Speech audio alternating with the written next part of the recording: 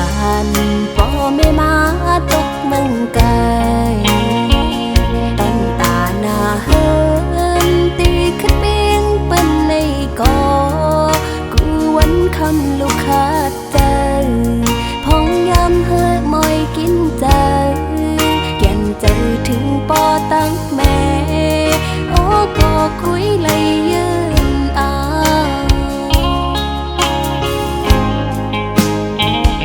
ลูกไข่เมื่ออยู่ห่มปอแม่พี่น้องก็ย้อนกะตั้งเป็นสภาวะเพ่งตึงเป็นไหนปอมากูเจอกูอ่าน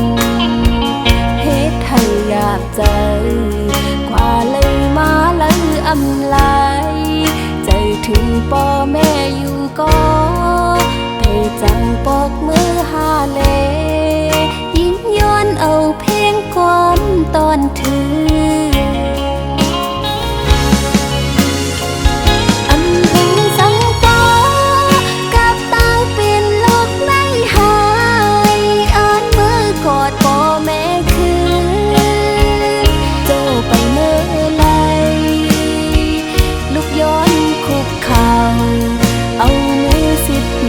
ต่างหูกลมกลมน้ำไว้บ่แม่มาตาสองตากูคำวันนั้นให้อยู่ลีลบเพเค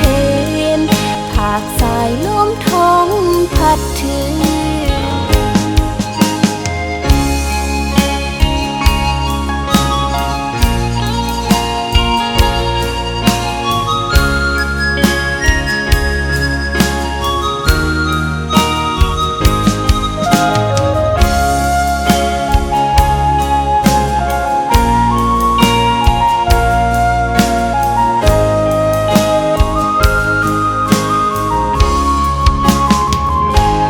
ใครเมื่ออยู่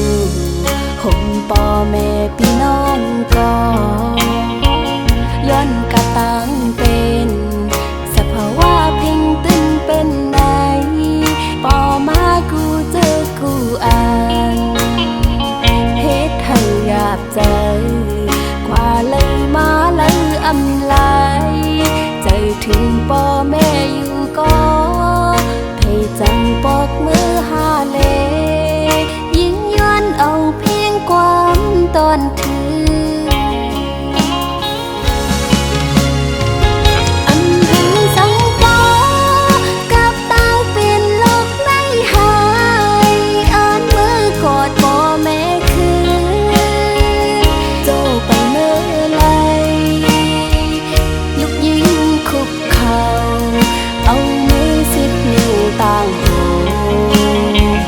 กลมกลมน้อม